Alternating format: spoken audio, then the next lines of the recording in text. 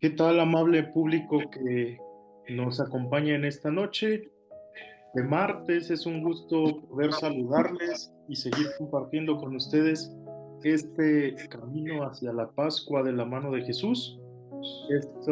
Estos pequeños ejercicios que hemos iniciado y que estaremos compartiendo con ustedes a lo largo de esta semana. Les saluda nuevamente su amigo y servidor, Osvaldo Triana, misionero vicentino de la Congregación de la Misión. Y tenemos con nosotros nuevamente al padre Armando González de la Congregación de la Misión. Padre, buenas noches, un gusto compartir contigo en esta ocasión nueva. Buenas, buenas noches, Osvaldo. Pues aquí andamos a la orden nuevamente para a ver en qué colaboramos. Así es. Y pues queremos iniciar no sin antes agradecerles por permitirnos llegar hasta sus hogares a través de estos medios digitales, al igual que nosotros, estando en dos lugares distintos. El Padre colabora eh, en la parroquia de la Medalla Milagrosa, ubicada pues, en la ciudad de Puebla. Un trabajo pues, maravilloso el que está realizando con los jóvenes, participando pues en la parte de la educación y ahora compartiendo con nosotros estos temas que sin duda alguna enriquecen nuestro espíritu y enriquecen pues nuestro crecimiento como humanos, como personas y principalmente como cristianos.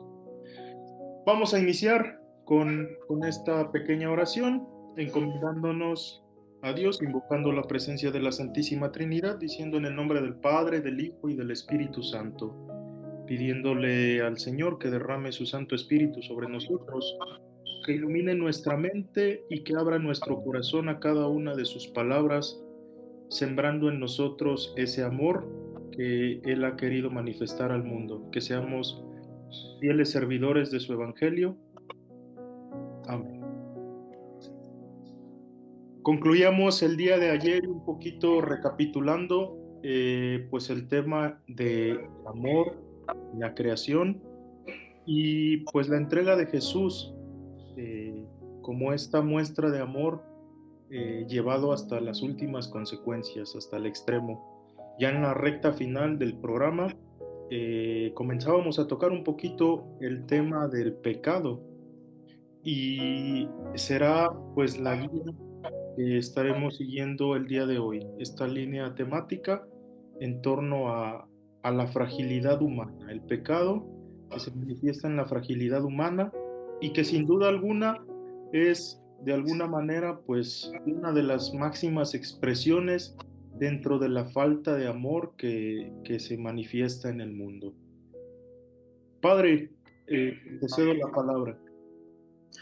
Gracias, Osvaldo. Bueno, sí, como la natural pregunta que surge de la del primer tema es si Dios es amor y nosotros somos hechos a imagen y semejanza de ese amor, ¿por qué por qué el mundo carece de amor? ¿No? Será la grande pregunta. No se necesita ser bastante observador para mirar el devenir del mundo y darnos cuenta de todo lo que acontece allí como violencia, como discordia, como enemistad, ¿no?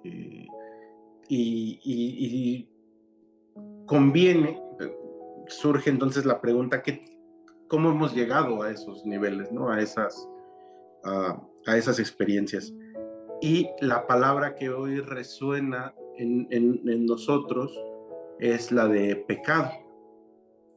Tal parece entonces que el pecado constituye aquella, eh, aquella manera en la cual nosotros hemos construido el mundo y que nos ha separado de la imagen de Dios, ¿no? Que ha roto como una cercanía entre nosotros y Dios, ¿no? San Pablo, que era profundamente conocedor de la realidad humana, en el texto, en su carta a los romanos, dice una cosa que, que hoy da mucho sentido al actuar del mundo. Dice, él decía, nos consta que la ley es espiritual. O sea, él reconoce en el deber, en los deberes, que los deberes son venidos de Dios. O sea, que nuestros deberes humanos vienen de Dios. La ley es espiritual. Dice, pero yo soy carnal, dice Pablo. Y dice, y estoy vendido al pecado. Con esta palabra, en Romanos 7, dice, estoy vendido al pecado, yo soy carnal, estoy vendido al pecado. Y entonces, convendría como hacer un poquito, antes de tratar de explicar la realidad de pecado que acontece en el mundo, pues como que en este primer momento descubriéramos cuál es la esencia de aquello que llamamos pecado. Porque un malsano uso del pecado nos ha llevado a una obsesión bastante, yo lo diría así, hasta anticristiana, pensando que pecado es, que el pecado es constitutivo de la naturaleza humana, ¿no? Estas palabras, ¿no? Yo pecador, yo que estoy hecho de pecado, cabría, o sea, nos llevarían a pensar que la naturaleza humana está anclada en el pecado, y no hay nada más anticristiano que esa idea. La naturaleza humana no está anclada en el pecado. La naturaleza humana está anclada en la gracia de Dios, ¿no? Aquí está la esencia del ser humano. Pero existe una realidad, hay una realidad que nos hace desvincularnos de esa gracia, ¿no? Entonces, convendría, si les parece bien, como ir a aquella escena donde por primera vez se utiliza la palabra pecado, ¿sí? En la Biblia, ¿no? La primera vez que se habla, que en la Biblia se escribe la palabra pecado, nos puede dar como mucha luz. Y esta palabra, no como actitud acontece un poco antes. Somos muy conscientes en la historia de Adán y Eva, ¿no? Pero ahí no aparece la palabra pecado, es decir, en el relato no aparece esa palabra. La primera vez que aparece la palabra pecado en la Biblia es en el relato de los hijos de Adán y de Eva, de Abel y de Caín. Más o menos conocemos el relato, ¿no? Los dos hijos presentan una ofrenda a Dios, ¿no? Y Caín presentó su ofrenda al Señor, frutos del campo, y dice que Abel en su ofrenda puso animales, ¿no? Y el texto dice, y el Señor se fijó en Abel y en su ofrenda. Y dice, y se fijó menos en Caín y en su ofrenda. Y aquí es bien interesante porque las palabras son importantes. Dice, se fijó menos. No dice que no se fijó en la ofrenda de Caín. Dice, se fijó menos, ¿no? Y esto molestó, dice, irritó a Caín, ¿no? Y andaba cabizbajo, andaba enojado. Y entonces aparece el diálogo de Dios diciendo, el Señor le dijo a Caín, ¿por qué te encuentras enojado y con la cabeza en el suelo? Si obras bien, andarás con la cabeza levantada. Pero si obras mal, el pecado acecha la puerta de tu casa para someterte. Pero tú puedes dominarlo, le dice Yahvé a Caín, ¿no? Entonces, aquí es la primera vez que nos encontramos con la palabra pecado, ¿sí? Y la palabra pecado se encuentra en una actitud, ¿no? En una actitud de relación con Dios, y de una actitud de relación de sentirte no mirado por Dios. Ahora, es importante resaltar que el relato dice que no dice que no se fijó en la ofrenda, dice se fijó menos, ¿sí? Pero aquí estamos hablando de esta intensidad de lo que hablábamos la sesión pasada con esto de la amplificación de la herida, ¿no? Se fijó menos. Y entonces la herida se convierte en una, eh, eh, en algo que te obliga a responder. El pecado, entonces, a ver si se va entendiendo un poquito, es cómo vamos construyéndonos desde la herida humana.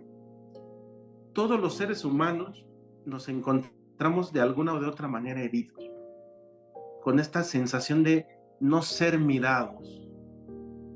Desde ahí, eh, desde ahí calificamos nuestros fracasos, nuestros logros, nuestros éxitos, nuestras desventuras, de sentirnos menos mirados. Y entonces estamos en posibilidad de responder. ¿Cómo respondemos? La respuesta que damos, en la respuesta que damos a esa herida, a esa vivencia que tenemos, allí se juega la actitud de pecado, ¿no? Tenemos dos formas de responder. La misma Biblia nos lo recuerda en el Antiguo Testamento, esta frase que está en el corazón de la lectura bíblica. Hoy pongo ante ti, dice Dios, el bien y el mal. Dice, hoy pongo ante ti el bien y el mal, para que decidas por dónde quieres caminar. Pero elige el bien, dice Dios. Yo pongo ante ti bien y mal, tú decides, pero te recomiendo que elijas el bien, ¿no? Es decir, ¿qué significa esto? ¿A dónde queremos llegar con esto? Queremos llegar a la idea de que en la vida estamos siempre necesitados de actuar. Y siempre estamos actuando desde nuestras fragilidades. Y tenemos de dos opciones en nuestras fragilidades. O actuamos según la convicción del amor de Dios, o actuamos según la convicción de nuestras propias decisiones. Eso es lo que dice Pablo. Estoy vendido al pecado, estoy vendido a que yo soy el criterio desde donde tengo que responder. ¿No? Y eso es bien interesante porque en la experiencia humana y en la experiencia de los jóvenes, cada uno parece que vivimos en el momento, no sé si les parecerá a ustedes, pero esta idea de son mis problemas, yo decido, ¿no? Son mis asuntos, yo decido. Y entonces se convierte en esta egolatría de yo sé cómo voy a responder a mis propias necesidades. Y la historia nos ha demostrado que cuando los seres humanos actuamos según nuestros propios criterios, ponemos el mundo de cabeza, ¿no? Entonces, un poco la primera idea que conviene tener en cuenta del pecado es que está basado en la idea de que nosotros somos capaces de responder y de resolver nuestras propias fragilidades. Y no es así, ¿no? No es así. Es decir, estamos invitados a construir nuestra vida, nuestra humanidad, a partir de lo que decía San Pablo, de que la ley es espiritual, de que hay una esencia en la vida que siempre nos orienta a vivir en el amor de Dios. No sé si más o menos ha ido entendiendo esto que estoy tratando de compartir. El pecado no pertenece a la naturaleza humana. El pecado es la desconexión de nuestra naturaleza, ya que nuestra naturaleza es proseguir la imagen de Dios amor. Entonces, ir quitando el amor de nuestra vida. Definitivamente con esto que nos compartes hasta ahora, abre mucho el campo hacia la libertad y la decisión dentro de nuestra voluntad. Efectivamente, lo único que no conviene a nosotros como humanos, pues es el pecado, porque pues es lo único, está primero en contra de la voluntad de Dios, ¿sí? Es lo único que depende de nosotros y no de la voluntad de Dios. Y este pecado contraría la voluntad de Dios y es adverso siempre a lo que Él nos propone. Y definitivamente todo esto que no depende de nuestra voluntad es voluntad de Dios. Me gustaría un poquito ejemplificarlo poniendo un escenario, no sé, el momento en el que alguien toma la decisión de asesinar o de atentar contra la vida de alguna persona por tal o cual motivo, pues nos damos cuenta que ahí eh, lo único que depende de nosotros en ese momento es la decisión que hemos tomado de actuar en contra de lo que nos dicta la voluntad de Dios, apartarnos de este amor, ¿no? Hemos decidido quitarle la vida a alguien, ¿no? Y por ello tomo una pistola y disparo contra una persona. Lo único que está ahí es la decisión. Todo lo demás que es consecuencia de este acto, aunque pareciera algo contrario, pues está fuera de nuestras manos y es voluntad de Dios y también hay que aceptarlo, ¿no? El hecho de que el revólver haya estado colocado ahí, el hecho de que esté cargado, que la bala se haya direccionado y haya atinado o fallado según nuestra voluntad, pues ya son consecuencias que van a depender a lo mejor de Dios y que se nos está presentando de alguna manera que pareciera contraria. Pero la decisión que yo he tomado de realizar este acto y que se manifiesta como pecado, eso no depende de la voluntad de Dios. Un poquito más o menos, eh, hasta ahorita algo que pudiera iluminar esto es compartir también otro fragmento del mismo libro que mencionaba ayer, Vida en el Amor, que nos dice, a veces no queremos reconocer la voluntad de Dios porque se nos presenta disfrazada bajo aspectos terribles, así como los judíos no quisieron reconocer a su rey cuando se los presentó el pretor coronado de espinas y prefirieron en cambio la dictadura de Tiberio. Nosotros no tenemos más rey que el César que después los aplastaría mientras que Cristo era su libertador. La voluntad de Dios a veces se nos presenta bajo el manto de fracaso, la miseria, la soledad y la muerte, y preferimos a Tiberio, que es el poder, los placeres, el dinero, la crueldad, la gloria, y gritamos, crucifícale, nosotros no tenemos más rey que el César. La voluntad de Dios puede presentarse disfrazada de cáncer o de accidente de tráfico, de agentes de policía de un régimen totalitario que llega que llegan a arrestarlo a uno de noche y es difícil reconocer y bendecir a Dios bajo esos disfraces, pero pues todas estas realidades que se nos van presentando pues son la encarnación de la palabra de Dios, es el querer de Dios y toda esta realidad es sagrada y pues de alguna manera un encuentro fortuito con esta voluntad de Dios. Reconocer pues entonces nuestra libertad y nuestra voluntad cuando son mal direccionadas, cuando son pensadas fuera de este contexto de amor cristiano, fuera de este proyecto del reino, nos van alejando y nos van deshumanizando. Un poquito, no sé, me parece muy iluminador este texto con todo esto que nos estabas comentando, padre. Sí, acabas de demostrar algo que está en la raíz de la espiritualidad y que muchas veces no se toca, o sea, que muchas veces no se considera.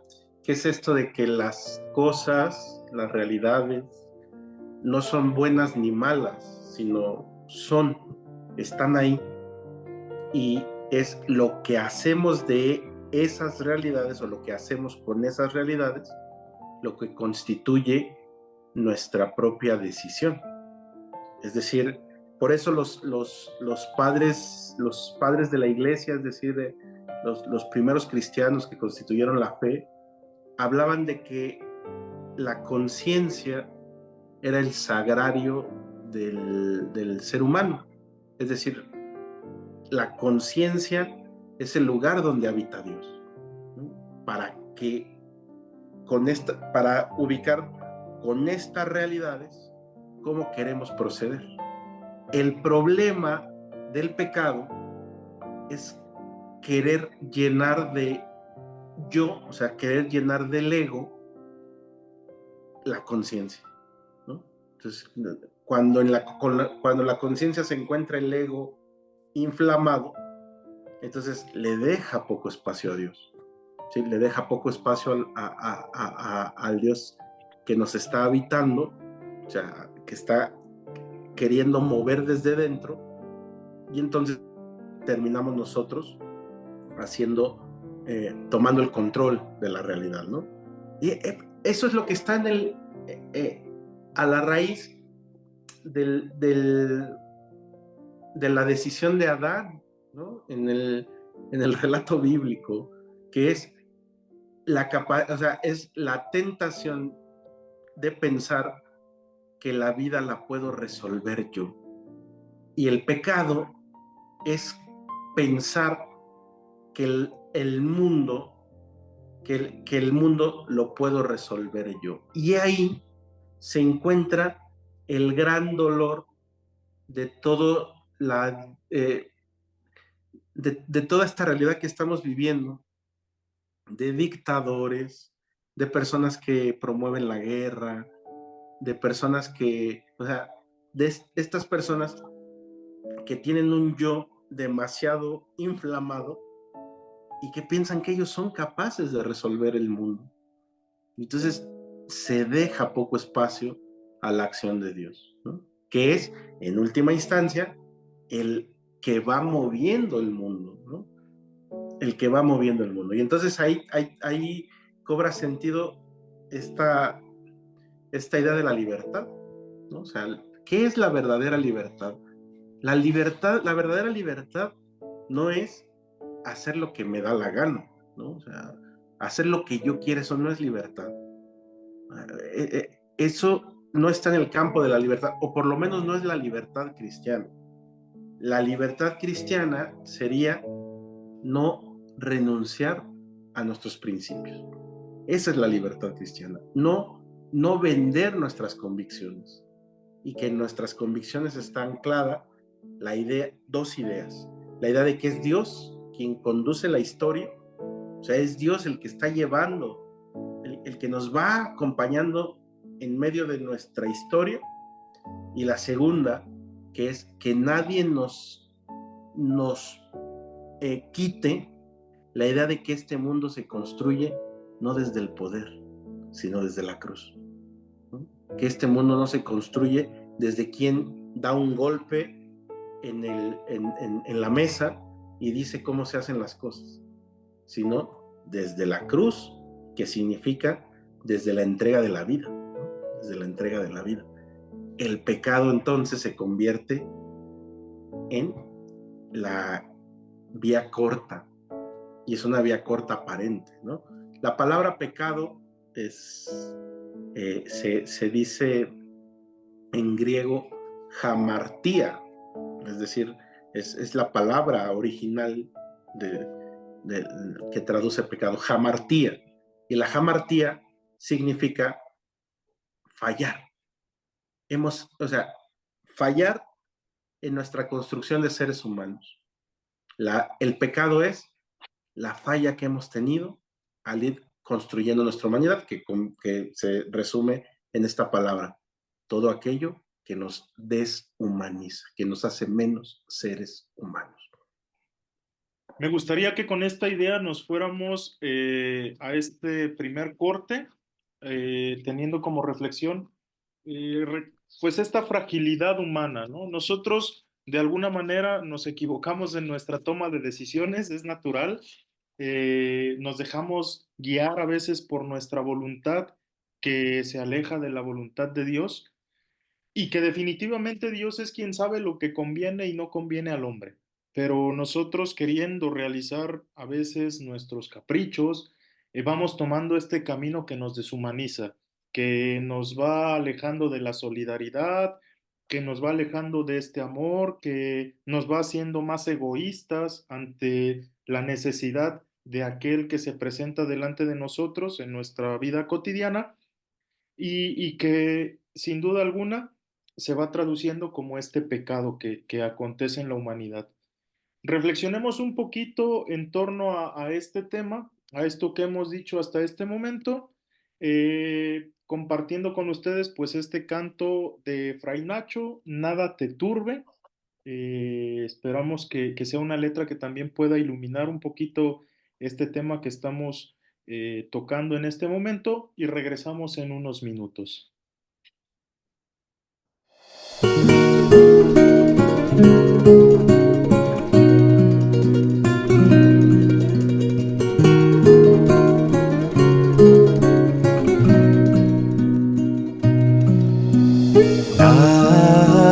Nada te turbe, nada te espante. Quien a Dios tiene, nada le falta. Dios no se muda, solo Dios basta.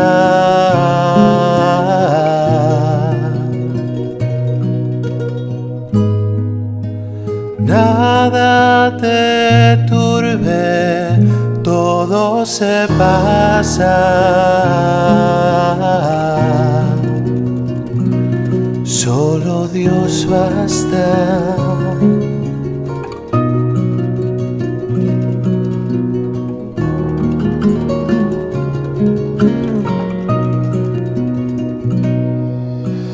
Nada te turbe, nada te espante. Quien a Dios tiene, nada le falta. Dios no se muda, solo Dios basta.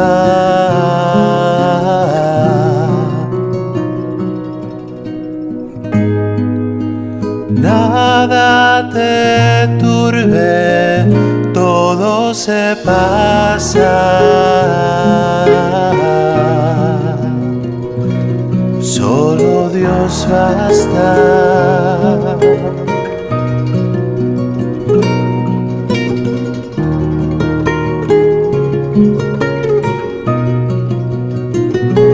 Solo Dios basta.